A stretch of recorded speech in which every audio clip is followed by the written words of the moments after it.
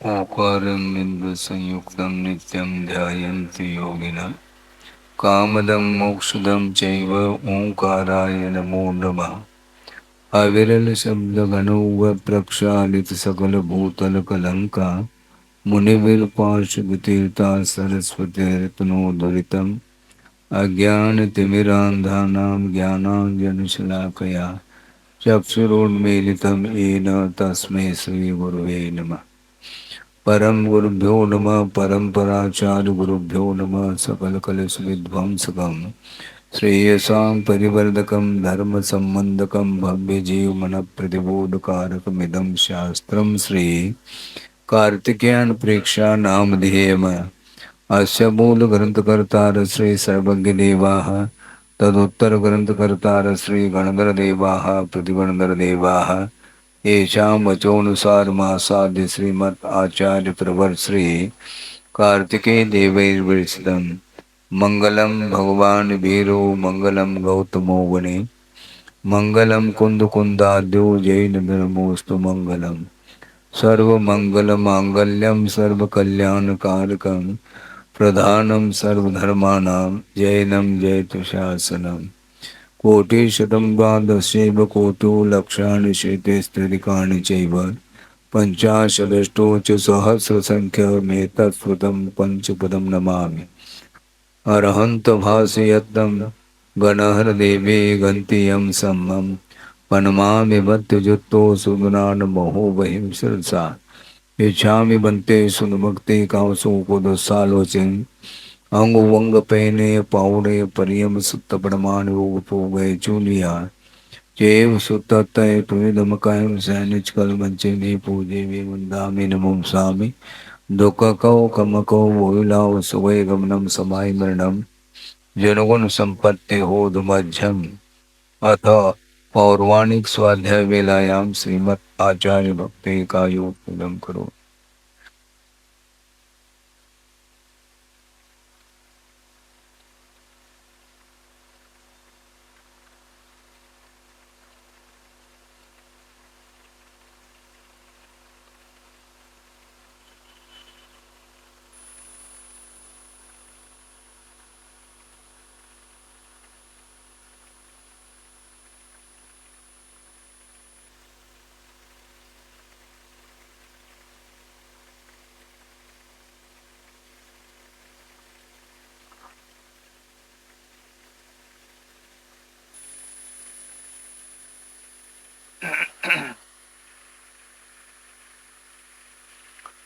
श्रुतजलनिपातगेभ्यः स्वपरमतविभावना पटुमतिभ्यः सुचरिततपोनिधेभ्यो नमो गुरुभ्यो गुरुगुरुभ्यः छत्तीसगुणसमग्रे पंचम्याचार्यकरणसङ्घर्षे शीर्षानुग्रहकुचले धम्माहिरे सदा वन्दे गुरुभक्तिसंयमेन यो तरन्तु संसारसागरं घोरं छिन्नन्ते अट्टकमं जन्मनमरणं न पावेन्ते ये नित्यं व्रतमन्त्रो निरता ध्यानाग्निहोत्राकुला षट्कर्मा विरता तपोधनदना साधुक्रिया साधव शीलप्रावरणा गुणप्रवरणा चन्द्रार्कतेजोदिकाः मोक्षद्वारकपाटपाटनभटाः प्रीणन्तु मां साधव गुरुव पान्तुनो नित्यं ज्ञानदर्शननायकाः चारित्राणुगम्भीरा मोक्षमार्गोपदेशकाः इच्छामि बन्ते आयुर्भक्ति कामसुखोदसालोचनं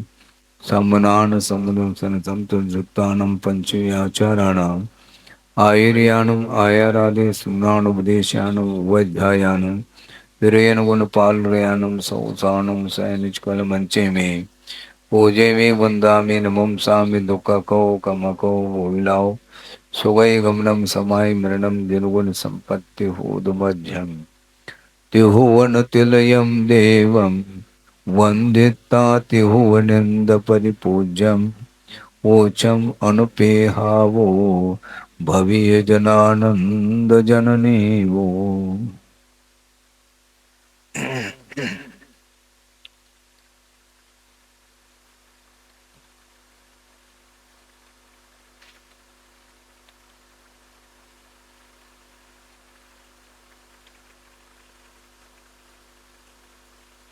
यथार्थ श्रद्धा के बिना वस्तु का स्वरूप ग्रहित नहीं हो पाता है। पदार्थ ज्ञान का विषय बनता है, किंतु जैसा पदार्थ का स्वरूप है, वस्तु का स्वरूप है, वह ज्ञान का विषय नहीं बन पाता। किसके अभाव में? श्रद्धान के अभाव में। श्रद्धान के अभाव में ज्ञान काम नहीं करता ऐसा नहीं, किंतु ज्ञान के माध्यम से पदार्थ की जानकारी तो होती है, किंतु जैसा वस्तु का स्वरूप है उस रूप में जानकारी प्राप्त नहीं हो पाती। इसलिए सम्यक दर्शन की बड़ी आवश्यकता है।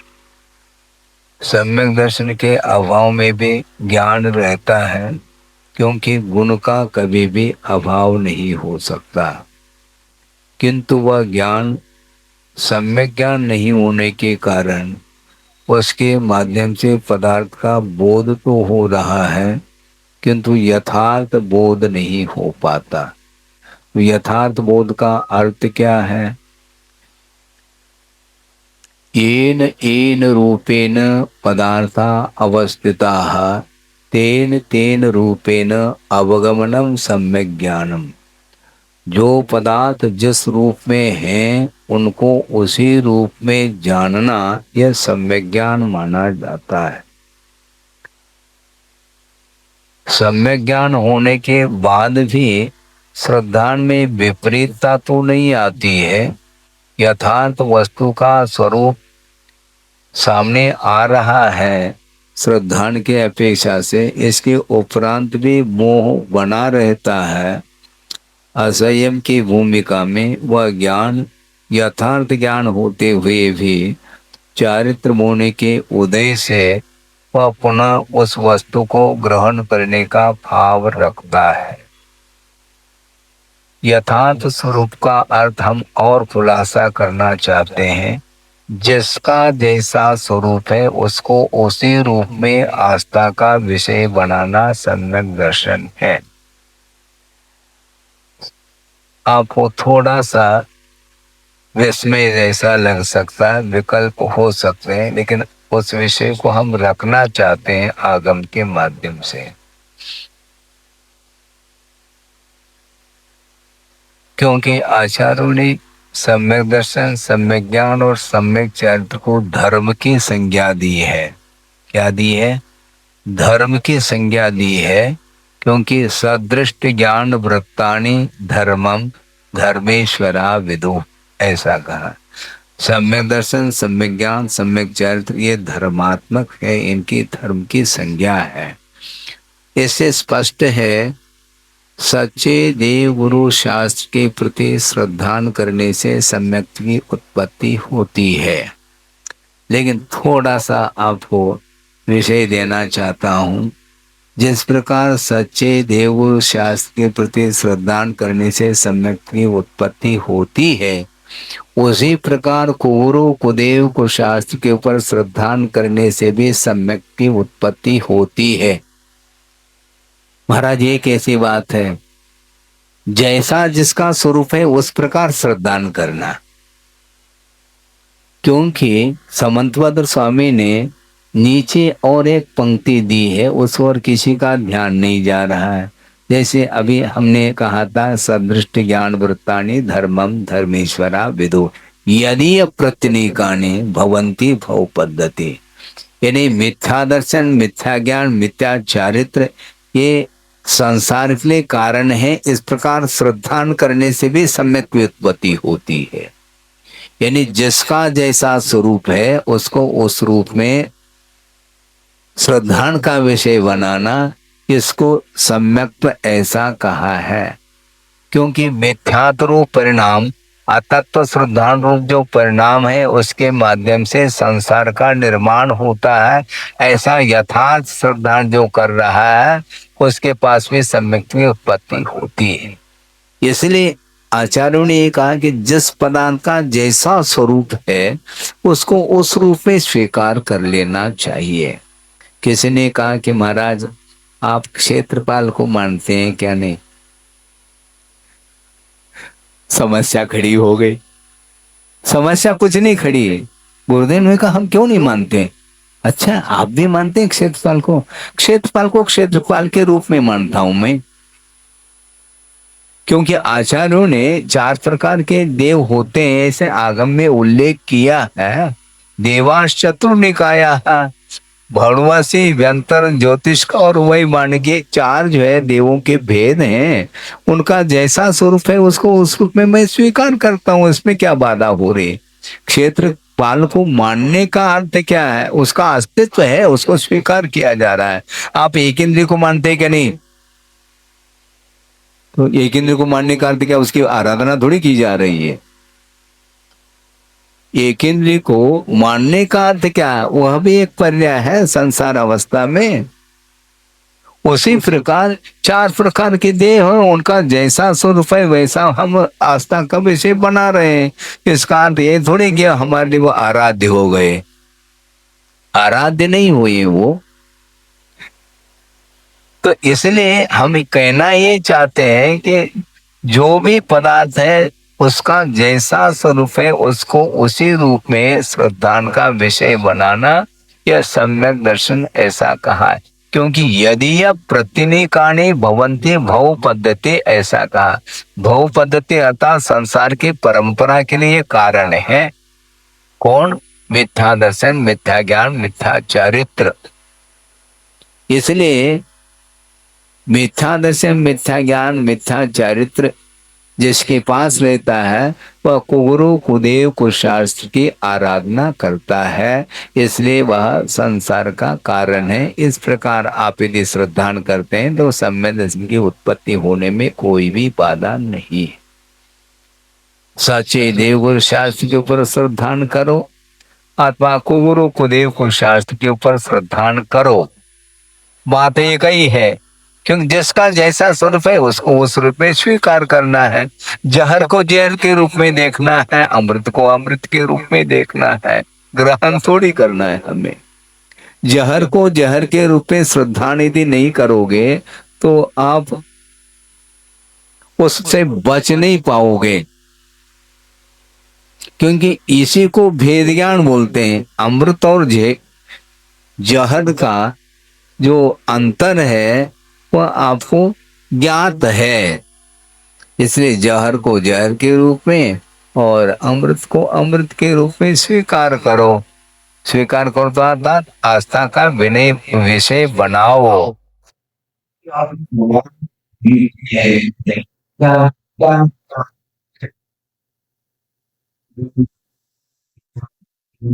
रूप में स्वीकार करना यह सम्यक का कारण बनता है।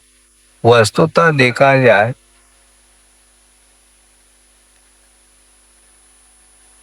दर्शन भी है, ज्ञान भी है और चारित्र भी है। प्रत्येक जीव के पास दर्शन ज्ञान चारित्र है, किंतु किसी के पास मिथ्या के रूप में है, किसी के पास सम्यक के रूप में है। इतना अंतर है। बाकी दर्शन ज्ञान चारित्र से शून्य कोई भी जीव नहीं है, ये क्लियर है। क्योंकि मिथ्या तो पल रहा है तभी तो उसको सम्यक को प्राप्त करो ऐसा उपदेश दिया जा रहा है। यदि मिथ्या तो नहीं है उसके पास तो सम्यक दर्शन को प्राप्त करो ऐसा उपदेश देने की कोई आवश्यकता नहीं पड़ती। इसलिए ये तीनों, ये दर्शन ज्ञान चारित्र के पीछे समीचीन शब्द का प्रयोग किया है। सम्यक दर्शन, सम्यक ज्ञान और सम्यक चारित्र ये धर्म रूप है और ठीक मिथ्या दर्शन, मिथ्या ज्ञान, मिथ्या चारित्र ये अधर्म के रूप में है। ये संसार के लिए कारणभूत है, ऐसा आचार्य समंतभद्र स्वामी ने स्पष्ट किया है। तो इसलिए हमें सम्यक दर्शन को प्राप्त करना है, क्योंकि सम्यक दर्शन के बिना पदार्थ का यथार्थ बोध नहीं हो सकता है। अब यथार्थ बोध कह रहे हैं, इसको बोलना नहीं, यथार्थ बोध कह रहे हैं जिसका जैसा स्वरूप है उसको उस रूप में जानना है, मेरे तेरे के रूप में नहीं जानना। ऐसे जानेंगे तो फिर तो आस्था में कमी आएगी। भले आप छोड़ो अथवा न छोड़ो ये अलग विषय है, क्योंकि ये चारित्र का विषय माना जाता है, किंतु श्रद्धान के क्षेत्र में जिसका जैसा स्वरूप है उसको उसी रूप में आस्था का विषय बनाना यह सम्यक दर्शन माना जाता है। इसलिए पदार्थ पर्याय की विवक्षा से अनित्य है, इस प्रकार श्रद्धान बना देना चाहिए। और जिसका श्रद्धान बन गया है वह आज नहीं कल उसको छोड़ने का भी पुरुषार्थ करेगा। और जब श्रद्धान ही नहीं बना है मान लो, तो छोड़ने का कोई सवाल ही नहीं उठता। छोड़ने का भाव तभी आ सकता है जब यथार्थ श्रद्धान हो कि जहर पीने से मृत्यु होती है, ऐसा पहला श्रद्धान का विषय बनाओ, फिर बाद में छोड़ने की बात करो। और श्रद्धान होने के उपरांत भी यदि मान लो वह पीना चाहता है तो एज यू लाइक, फिर श्रद्धान करने से प्रयोजन कौन सा सिद्ध हुआ? बहुत कठिन काम है। श्रद्धा न करो ऐसा नहीं, किंतु श्रद्धान के बिना मोक्ष मार्ग में हमारे कदम बढ़ ही नहीं सकते हैं। आज नहीं कल संसार से उसको ऊपर उठना है, निश्चित रूप से उसका स्वरूप का परिज्ञान उसे कर लेना चाहिए। इसलिए ज्ञान के अभाव में जो अज्ञान रहता है उसके माध्यम से कोई भी रास्ता प्रशस्त नहीं हो सकता। रास्ता को प्रशस्त बनाने के लिए मात्र ज्ञान पर्याप्त नहीं, किंतु समीचीन ज्ञान की आवश्यकता पड़ती है। इसलिए सम्यक ज्ञान को जिसने पुरुषार्थ के माध्यम से प्राप्त कर लिया है, अब वह अपने जीवन में उस ज्ञान का उपयोग करना प्रारंभ करता है अपनी क्षमता के अनुरूप, तब उसका विकास प्रारंभ होता है, नहीं तो नहीं हो सकता है। कल चर्चा चल रही थी ऊपर कक्ष में कि शुभ पुण्यस्य अशुभ पापस्य, इस सूत्र को लेकर के उमा स्वामी महाराज ने स्पष्ट कर दिया है। शुभ योग के द्वारा पुण्य का आश्रय होता है और अशुभ योग के द्वारा पाप का आश्रय होता है। इसका स्पष्टीकरण क्या है? पहला, शुभ योग किसको बोलते हैं, अशुभ योग किसको बोलते हैं, इसकी जानकारी आपको है? कुछ ही लोगों को जानकारी होगी। बैठ तो जाते हैं सभा में, सुन लेते हैं, इसके उपरांत भी वह ज्ञान नहीं हो पाता है। योग का अर्थ पहले समझ लो, पहले भी समझा दिया है, किंतु वह विस्मृत हो जाता है विषय, क्योंकि निरंतर स्वाध्याय आदि नहीं करने से वह सारा सारा ज्ञान लुप्त होता चला जाता है। मनोवचन काय की ऐसी चेष्टा जिस चेष्टा के माध्यम से पाप का आश्रय होता है उसको अशुभ योग बोला है। चेष्टा का नाम ही कर्म है। काय वांग मनः कर्म योग। आत्म प्रदेशों में जो स्पंदन होता है उसका नाम योग है, और वह मन वचन काय के चेष्टा के निमित्त को लेकर के वह योग उत्पन्न होता है। तो उसके माध्यम से कर्म का जो आश्रय हो रहा है वह अशुभ योग माना जाता है, क्योंकि उसके माध्यम से पाप का अर्जन हो रहा है। और शुभ योग के माध्यम से पुण्य का संचय होता है, ऐसा कहा है। लेकिन समस्या ये जा रही है, कल एक प्रसंग रखा था किसी सज्जन ने, वो आपके सामने भी रख दूं तो ज़्यादा अच्छा, क्योंकि चर्चा के समय पर वहाँ पर कुछ ही लोग उपस्थित हो पाते हैं, इतनी पूरी जनता तो वहाँ पर आती नहीं, क्योंकि मध्याह्न का समय है। और मध्याह्न में आप क्यों नहीं आते कहने की कोई आवश्यकता नहीं। हाँ, इसको कहने के अंडरस्टूड है। मध्यान्ह में नहीं आने का अर्थ, मध्यान्ह में व्यापार चलता है महाराज। हम्म, मनोवचन काय का व्यापार है, वो यही व्यापार है। कि इसलिए विषय ये रखा था कि देव गति में जो देव होते हैं, कोई भी चाहे इंद्रादिक हो या सामान्य देव हो और कोई भी प्रजाति हो, किंतु वो सारे सारे देव कहाँ पर जाते हैं? कल्याणकों में पहुंच जाते हैं। तो वो उनका मूल शरीर तो उपवास शैया पर ही रहता है। उस स्थान को छोड़ करके अन्यत्र वह नहीं जाता। भले ही वह अपने विमान में इर्द गिर्द रहे, यह अलग विषय, किंतु अन्यत्र विहार करके जो पहुंच जाता है वह देव, वह विक्रिया के माध्यम से पहुंच जाता है। मूल शरीर वहीं पर विद्यमान रहता है और विक्रिया के माध्यम से अनेक शरीर को वह बना लेता है। और आत्म प्रदेशों का तारतम्य उसके साथ जुड़ा हुआ रहता है। वहां पर जा करके वह अकृत्रिम चैतालय आदि की वंदना के निमित्त को लेकर के गया है। वहां पर पूजन अभिषेक आदि कार्य संपन्न कर रहा है। और जो मूल शरीर है वह विषयों में लीन है।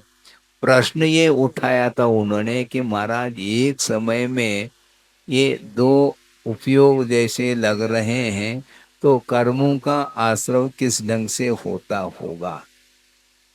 क्योंकि जो मूल शरीर है उसके माध्यम से विषयों का उपभोग हो रहा है, और जो उत्तर शरीर के माध्यम से धार्मिक कार्य भी किए जा रहे हैं। तो ऐसी स्थिति में एक साथ पुण्य और पाप का आश्रव कैसा हो सकता है? कोई बाधा नहीं है, क्योंकि तारतम्य जुड़ा हुआ है। तारतम्य जुड़ा हुआ है। और दूसरी बात यह है कि यह इतना सूक्ष्म विषय है कि योग से योगांतर होने के बाद भी वह योग की संतति बनी रहती है संस्कार के रूप में। इसलिए वह कार्य होता ही चला जाता है। हाँ, वो चेष्टाएं होती चली जाती हैं। मान लो एक ड्राइवर है, ड्राइविंग कर रहा है और सामने देख रहा है और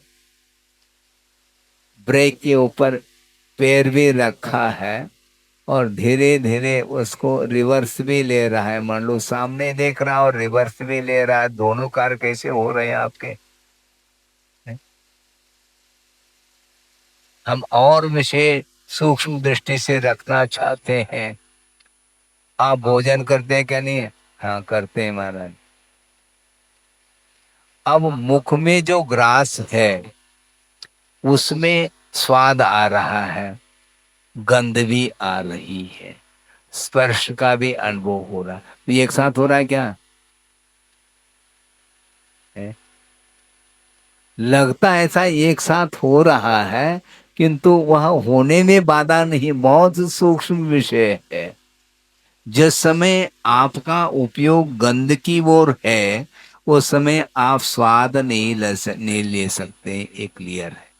और जिस समय स्वाद की ओर उपयोग है उस समय स्पर्श का बोध नहीं होगा। बहुत सूक्ष्म है, उस ओर हमारा उपयोग जा नहीं पाता। और इतना शीघ्रता से ज्ञान हो जाता है। स्वाद का भी ज्ञान हो रहा है, गंध का भी ज्ञान हो रहा है और स्पर्श का भी बोध हो रहा है। तो ये तीन इंद्रियों के विषय एक ही समय में कैसा हो रहा है? हो रहा है क्या? नहीं हो रहा है?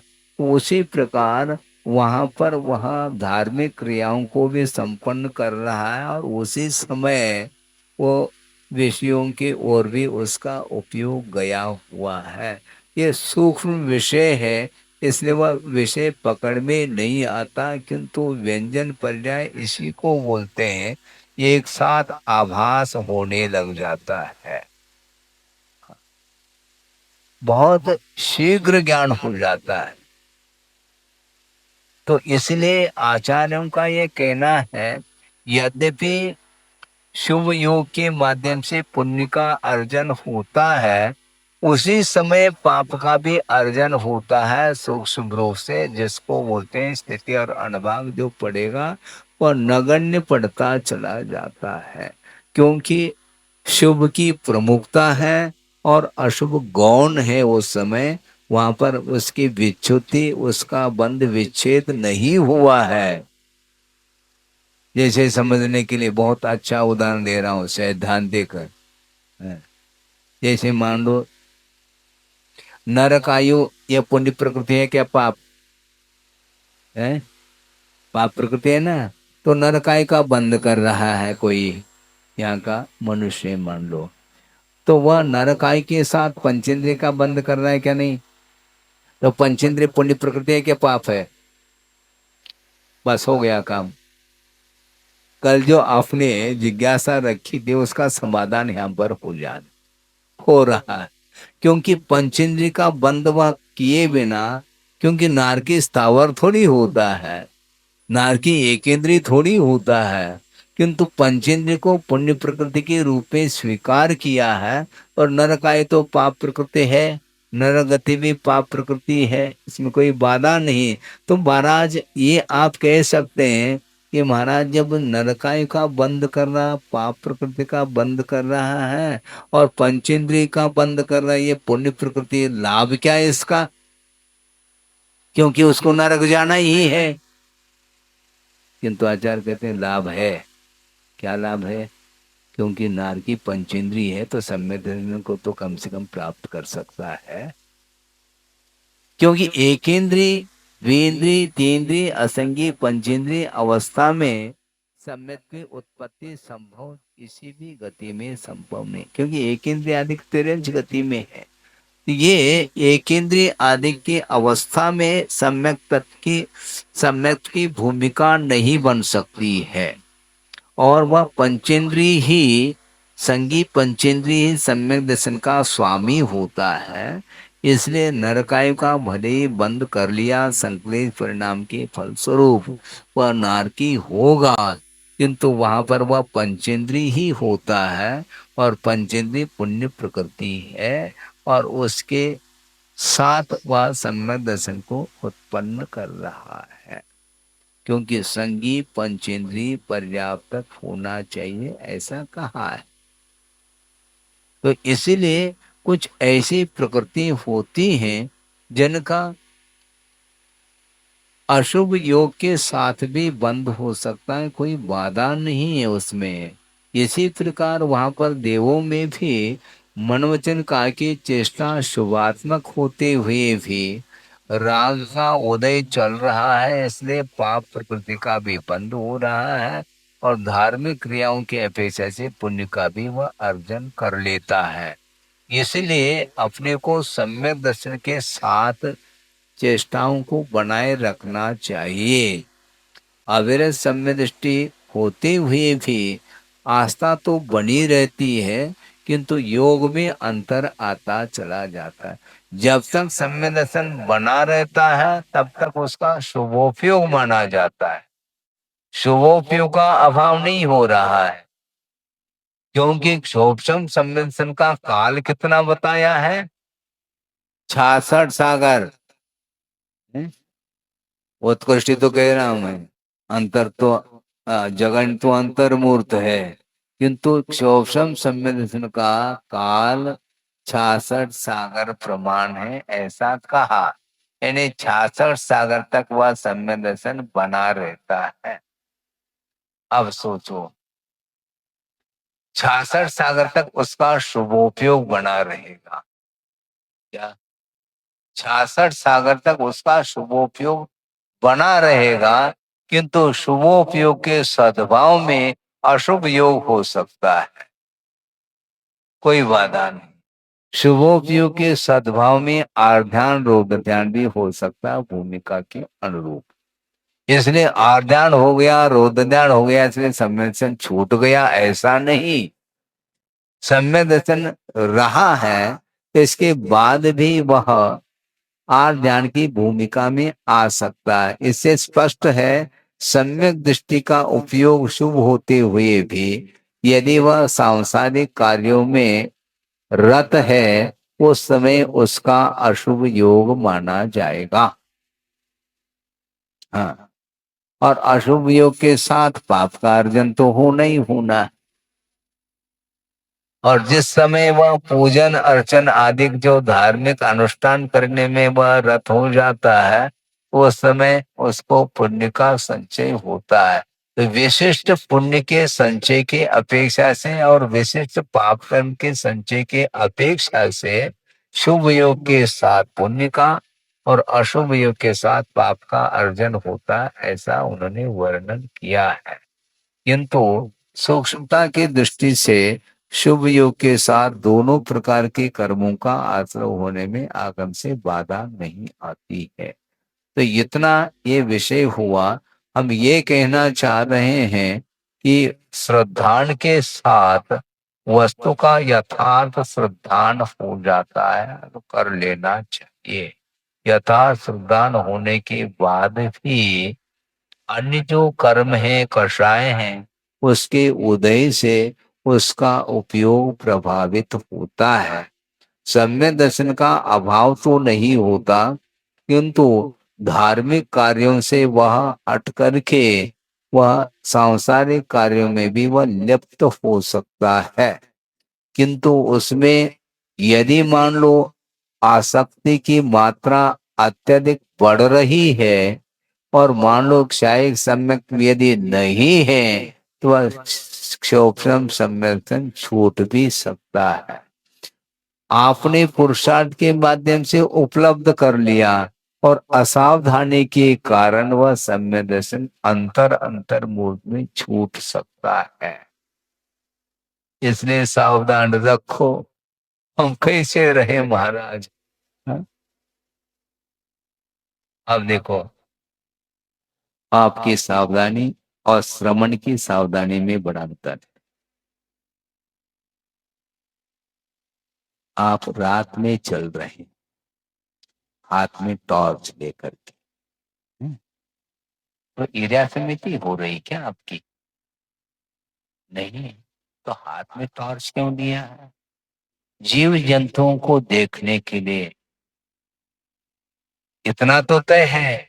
किंतु जीव जंतुओं को देखने के लिए टॉर्च आपने रात में लिया है, किंतु उनके बचाव के दृष्टि से आपके हाथ में टॉर्च है कि अपने बचाव की दृष्टि से? समस्या खड़ी हो गई। सुनो, हो सकती क्यों? फिर सकती क्यों? पॉसिबिलिटी क्यों? डेफिनेट बताओ। सुनो, यही तो समस्या है। यदि बचाव की दृष्टि है तो आप वाहन में क्यों बैठे मुझे बताओ, उसमें कौन सा बचाव हो रहा है? अब उत्तर नहीं मिलेगा आपके द्वारा। बोलो। रात में आप वाहन के साथ सफर कर रहे हैं, उसमें कौन सी समिति पल रही आपकी? इसलिए हम ये कहना चाहते हैं कि सावधानी आप लोग भी रखते हैं, किंतु अपनी रक्षा के उद्देश्य को लेकर के सावधानी से प्रवृत्ति करना अलग वस्तु, किंतु जीव मात्र की रक्षा के लिए जो प्रवृत्ति की जाती है उसी का नाम समिति कहा है। समीचीन प्रवृत्ति का नाम समिति है। मन वचन काय की चेष्टा यदि समीचीन हो उसका नाम समिति कहा है। आप भी देख करके चलते हैं इसलिए ईर्ष्या समिति हो जाएगी? नहीं होगी। सोच विचार करके आप बोल रहे हैं इसलिए भाषा समिति नहीं। सोच विचार करके आप बोलते हैं ग्राहक के साथ, वहां पर भाषा समिति हो रही है क्या? वो क्या रहा है? उसके द्वारा व्यापार चल रहा है। आप चिंतन करते हैं, चिंतन मग्न है, क्योंकि एक एक पाई को सामने रखा जा रहा है। एक पाई भी यदि मान लो कम है तो क्यों?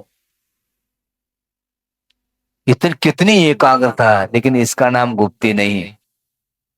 एकाग्र चिंता निरोधो, ऐसा कहा।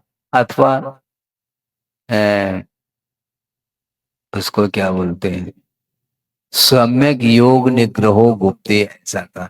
मात्र योग निग्रहो गुप्ते ऐसा नहीं कहा। मन वचन काय की चेष्टा को रोकने का नाम गुप्ती नहीं, समीचीन रूप से उस मन वचन काय की चेष्टा को रोकने का नाम गुप्ती कहा है। समीचीनता होनी चाहिए। आप सावधानी के साथ ही भोजन कर रहे हैं, किंतु उसके पीछे अपनी रक्षा की बात है। मेडिकल टेस्ट, बड़े बड़े जो नेता अधिक होते हैं वो भी भोजन करते हैं, मेडिकल टेस्ट, उसके बिना टेस्ट नहीं लेंगे। ये तो समस्या है। तो इसका अर्थ क्या, ये स्नान समिति हो रही है क्या वहां पर? नहीं, वो वह भोजन हमारे लिए हानिकारक नहीं होना चाहिए, इस बात का ख्याल रखा जा रहा है, ध्यान रखा जा रहा है। किंतु इस प्रकार श्रवण की चर्चा नहीं होती।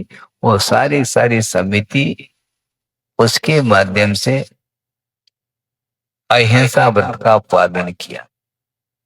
यत्नाचार पूर्वक जो प्रवृत्ति करता है उसके माध्यम से हिंसा होते हुए भी उस हिंसा संबंधी दोष नहीं लग सकता, ऐसा कुंद कुंद देव का कहना। अहिंसाचार से निषेधा, हिंसा कहा। अयत्नाचार पूर्वक यदि प्रवृत्ति हो रही है तो निश्चित रूप से हिंसा होगी, और वह मन संबंधी, वचन संबंधी और काय संबंधी तीनों चेष्टाएं यदि यत्नाचार पूर्वक नहीं है तो हिंसा का दोष लगेगा। तो आपके पास समिति है, समिति गठित करना अलग वस्तु। ये जो 5 समिति हैं उनमें से 5 में से एक भी समिति आपके पास नहीं है, और श्रमण के पास 5 समिति है, 5 से ज्यादा की कोई आवश्यकता नहीं। मन वचन काय की चेष्टा को आगम के अनुरूप बनाना ये बहुत कठिन होता है, बिना संयम के संभव नहीं।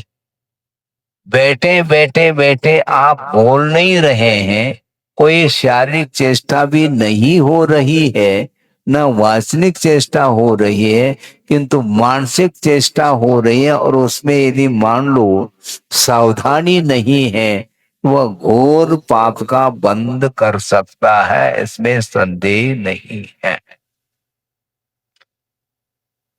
उत्तमा स्वात्म चिंता सात, देह चिंता च मध्यमा, और अधमा काम चिंता सात, पर चिंता अधमा अधमा, ऐसा। सबसे उत्तम यदि कोई चिंता है तो आत्मचिंतन सबसे उत्कृष्ट माना जाता है। आत्मा की ओर ध्यान देना ये उत्तम चिंता के रूप। और आत्मचिंतन करने के लिए शरीर एक माध्यम है, साधन है, इसलिए उस ओर भी दृष्टि जा सकती है श्रवण की। उसको मध्यमा कहा, उत्तमा नहीं, क्योंकि आत्मचिंतन करने के लिए यह शरीर सहयोगी है, इसलिए इसकी ओर भी ध्यान देने की आवश्यकता होती है।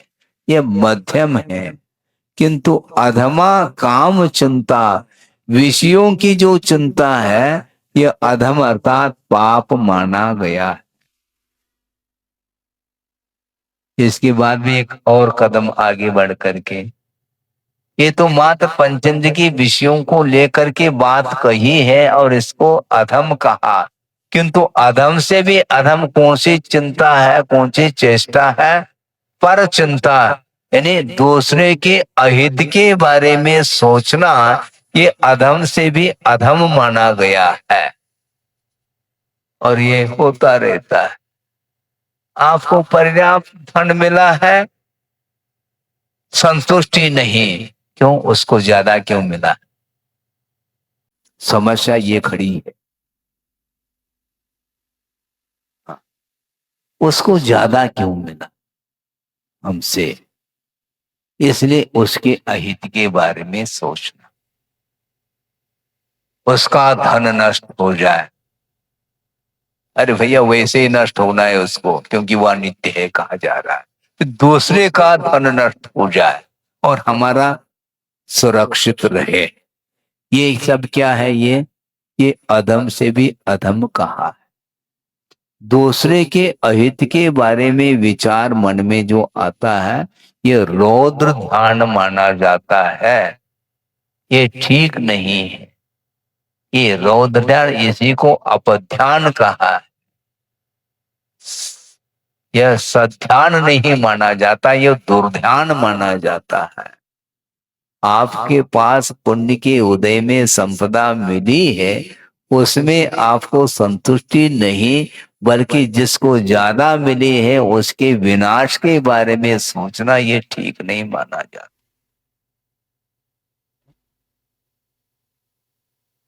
दूसरे के विनाश में तुम्हें कौन सा सुख मिल रहा है? तुम्हें जो सुख मिल रहा है, तुम्हारे पास पर्याप्त धन है, उससे सुख का अनुभव करो ना।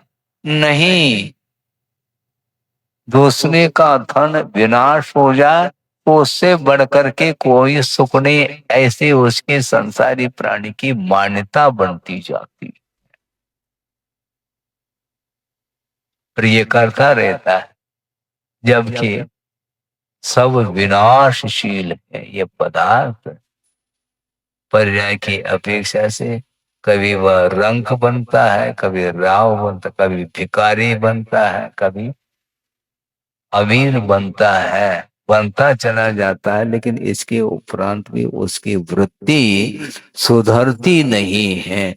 इसलिए यथार्थ श्रद्धांत जिसके अंदर है, वह सोचता है हमें कोई ज्यादा की आवश्यकता नहीं, पुण्य के उदय में जितना मिला है उसमें हमें संतुष्टि है।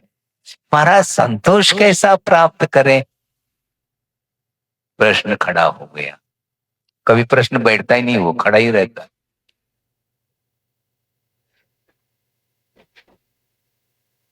संतोष कैसे प्राप्त करें महाराज? थोड़ा संतोष रखो, 10 लक्षण पर्व आ रहा है। लोभ के अभाव में संतुष्टि मिलती है।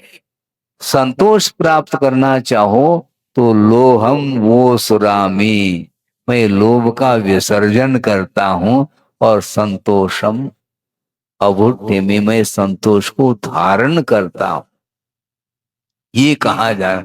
ये प्रतिक्रमण पाठ में ये आता है। श्रमण लोग प्रतिक्रमण करते हैं, पाक्षिक प्रतिक्रमण में ये विषय आता है कि लोहम ओ सुराय, लोभ को मैं छोड़ता हूं। लोह का अर्थ लोह तत्व नहीं, लोह का अर्थ लोभ, लोभ को छोड़ता हूं और संतोष को धारण करता हूं, यह है। इसके बिना कभी भी सुख नहीं मिलेगा। आत्म संतुष्टि जिसके अंदर नहीं है, उसके लिए कोई उपदेश लागू नहीं हो सकता। कितना उपदेश है, कोई सीमा है कि नहीं? प्रतिदिन दिया जा रहा है। एक बार यदि मान लो उपदेश को सुन लिया, तो उसको ग्रहण करने का पुरुषार्थ करना चाहिए। ग्रहण नहीं कर रहा है, वैसे ही है, इसका अर्थ संग्रहणी हो गई, बीमारी है। भोजन वह पचता नहीं, बचता है? पेट में भोजन पच नहीं रहा है, बच रहा है, ज्यों का त्यों निकल रहा है। इसको बोलते हैं संग्रहणी की बीमारी है। उसी प्रकार उपदेश सुन करके यदि मान लो एक कान से सुन करके निकाल दोगे, तो केवल ये संग्रहणी की बीमारी मानी जाएगी। इसलिए आप ग्रहण करने का पुरुषार्थ करो, और ग्रहण करके, ग्रहण अलग और धारण अलग है। ग्रहण का अर्थ आपने उपदेश को ग्रहण कर लिया, इसके बाद उसको धारण करना अर्थात अपने जीवन में उतारने का नाम धारण करना है। बिना धारण किए जीवन सुधर नहीं सकता। जीवन को सुधारना है तो अच्छे ढंग से सुधारना, यानी अच्छे ढंग से धारण किए बिना जीवन में सुधार नहीं आ सकता। इसीलिए बहुत कठिन है। आत्मचिंतन यदि करोगे तो वह उत्तम की कोटि में आता है, और उसके लिए सहयोग देने वाला जो शरीर है, शरीर के प्रति ममत्व भाव नहीं, किंतु एक शरीर एक प्रकार से मशीन का काम करता है। मशीन है और उसको चलाना है तो पेट्रोल की आवश्यकता है या डीजल की आवश्यकता है अथवा केरोसिन की आवश्यकता, कोई भी आवश्यकता है। उसी प्रकार ये शरीर को चलाने के लिए पेट्रोल की आवश्यकता है, तो श्रमण लोग 10 बजे पेट्रोल पंप के पास पहुंच जाते हैं। तो और क्या लेकर के आना है, और एक बार लेकर के आएंगे बस। बिल्कुल शुद्ध पेट्रोल होना चाहिए। आहार जल शुद्ध है, प्योर, क्वालिटी की अपेक्षा नहीं, शुद्धता की अपेक्षा से कहा जा रहा है। आहार जल शुद्ध प्रासुक हो तो वह ग्रहण करेगा। प्रासुक करो ऐसा नहीं कहेगा, ये ध्यान रखो, नहीं तो अपने माथे पर आएगा वो सब। हाँ, यदि प्रासुक है और वह विश्वास दिला रहा है, 3 बार शुद्धि बोल दी उसने, मन शुद्धि, वचन शुद्धि, काय शुद्धि, आहार जल शुद्ध है महाराज, अंजलि छोड़ो, ये बार बार निवेदन करते हैं। तो हम विश्वास कर लेते हैं, जब शुद्ध है तो लेने में बाधा नहीं। तो शुद्ध आहार लेते हैं किंतु आगम के अनुरूप लेते हैं। ये पेट्रोल, क्योंकि ये मशीन है, इट इज आल्सो मशीन। ये शरीर मशीन है क्योंकि ये आत्म साधना में सहयोग प्रदान करता है। रत्नत्रय की आराधना यदि होगी तो वह शरीराश्रित होगी। शरीर के आधार से ही हम रत्नत्रय की आराधना कर सकते हैं, आत्म साधना कर सकते हैं। उस उद्देश्य को लेकर के वह प्रवृत्ति करता है, इसलिए ये यत्नाचार पूर्वक प्रवृत्ति मानी जाती है। धर्म ध्यान के लिए वह आहार को ग्रहण करता है, इसके अलावा कोई भी उसके अंदर प्रयोजन है नहीं। कर्म के उदय में जैसा मिलना है मिलेगा, प्रासुक भर मिल जाए तो ठीक है। फिर प्रासुक मिल गया, ये तो आगम के अनुरूप हो गया महाराज। फिर और किसके अनुरूप? मन के अनुरूप नहीं, मन के अनुरूप नहीं, आगम के अनुरूप मिलना चाहिए। मन के अनुरूप मिले तो वहीं रह जाते जहां पर मन के अनुरूप मिलता था। हाँ? जब चाहे, जितना चाहे, जैसा चाहे, जो चाहे वह मिलता था। उसको छोड़ करके यहाँ पर मन के अनुरूप क्यों? फिर मन के अनुरूप नहीं, किसके अनुरूप?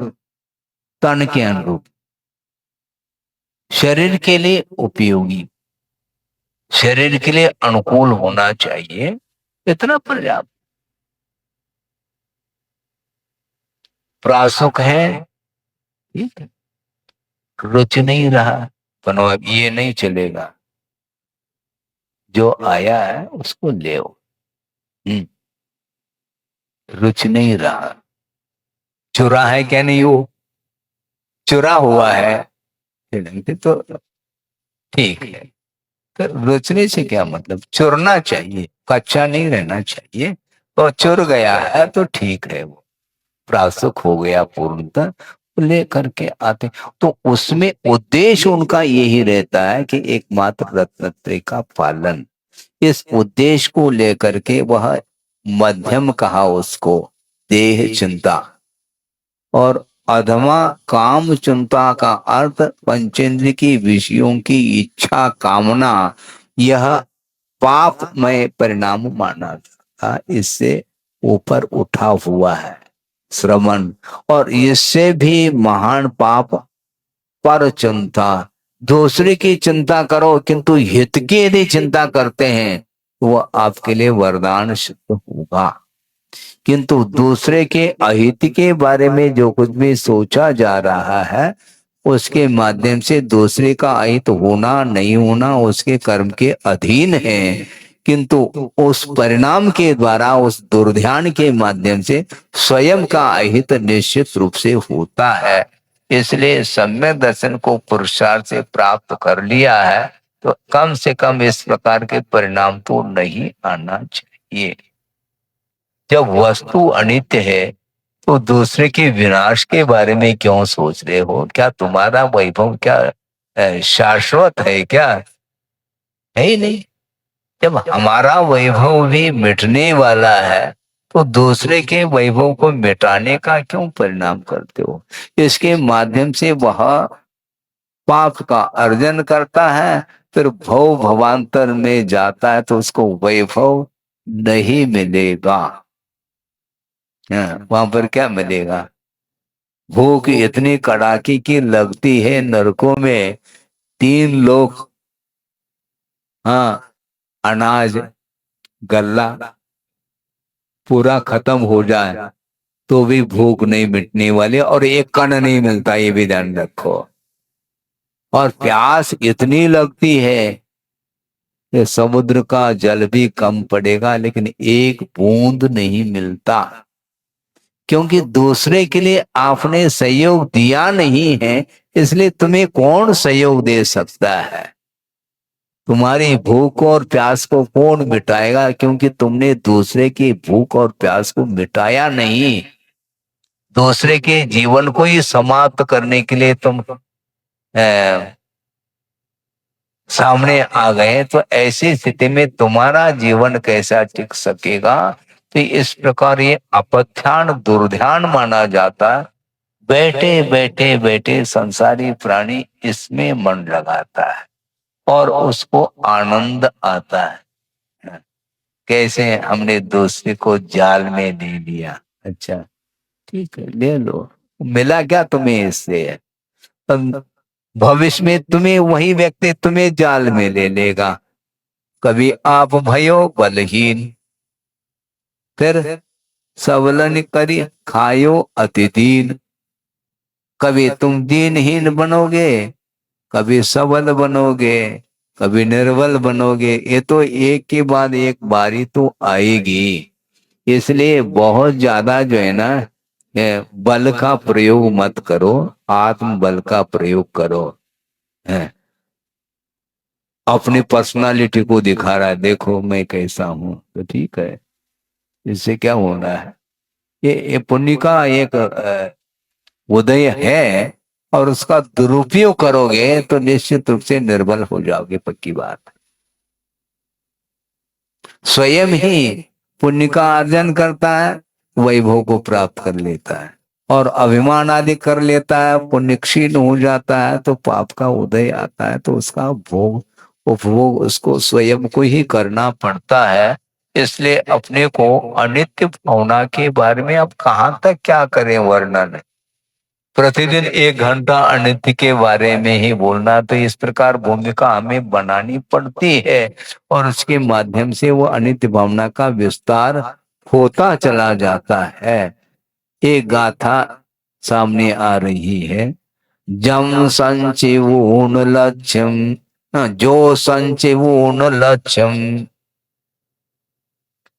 धरणियले संठवेद ऐदूरे, सो पुरुषो तम लक्ष्यम पाहान समानियम कुनदी। जो व्यक्ति धन का संचय करता है और करके उसको कहां पर रख रहा है? धरणी तले, हाँ, पृथ्वी के नीचे अई दूरे बहुत सुदूर उसको स्थापित करता है। शिलान्यास कर रहा है वो। कोई ले न ले, अति दूर वह धरणी तल में, पृथ्वी में उसको गाड़ रहा है। सो पुरुषोत्तम लक्ष्यम, वह व्यक्ति उस धन को क्या बना रहा है? पाषाण समानियम पुनदे, वह पाषाण के समान बना रहा है उस धन को। उसका क्या मूल्य है? अति दूर उसको रख दिया, उसका उपयोग न स्वयं के लिए आ रहा है न दूसरे के लिए आ रहा है। और धन संचय करने में जो पाप का अर्जन किया है वही मात्र साथ जाने वाला है। उसका अवसान हो जाएगा तो यदि परिवार के लोग हैं तो उसके स्वामी बनेंगे, और मान लो परिवार नहीं है तो वह गवर्नमेंट प्रॉपर्टी जब्त हो जाएगी। गवर्नमेंट की निधि है, अपने पास निधि थी किंतु वह गवर्नमेंट की हो गई, क्योंकि उसका उपयोग न स्वयं के लिए किया न दूसरे के लिए किया। ये इसको बोलते हैं आसक्ति। एक ही मेंबर है और अरब अरब लेकर के क्या करोगे? अरब कंट्री गया और अरब रुपए एकत्रित करके ले आया वो। अब क्या कर लोगे? अकेले वन मेंबर, एक ही मेंबर, और फिर भी वो सुरक्षा का भाव रहा। इसको बोलते मूर्छा। ये अनित्यता का बोध नहीं होने के कारण उसकी मूर्छा बढ़ती चली जाती। अविरत सम्यक दृष्टि होने की उपरांत भी मूर्छा बढ़ती है, और अत्यधिक मात्रा में यदि आसक्ति बढ़ती है तो सम्यक दर्शन वह छूट भी सकता है। कई बार यह विचार मन में आता है कि ये अंतर अंतर मूर्त में सम्यक दर्शन छूट क्यों रहा है? प्राप्त होता है सच्चे देवगुरु शास्त्र के ऊपर श्रद्धा करने से, और मिट जो रहा है वह किसके कारण मिट रहा है? मोह के कारण। मोह का क्षोभम हो जाएगा, सम्यक की उत्पत्ति होगी, और पुनः मोह उदित हो गया तो सम्यक दर्शन समाप्त होता है। इसलिए बहुत अलर्ट रहने की आवश्यकता है। जो क्षायिक सम्यक दृष्टि है वह तो फिर भी निश्चिंत रह सकता है। एक और विषय आ गया, एक बार जिसने क्षायिक सम्यक को प्राप्त कर लिया उसका अधिकतम संसार में रहने का काल कितना? 4 भव कहा, इससे ज्यादा नहीं। क्षायिक सम्यक दृष्टि संसार में 4 भव तक रहेगा, मुक्त हो जाए। जैसे वर्तमान का एक भव, और मान लो क्षायिक सम्यक को प्राप्त करने के पूर्व में यदि उसने मनुष्य आयु का बंद किया है तो वह भोग भूमि का मनुष्य बनता है।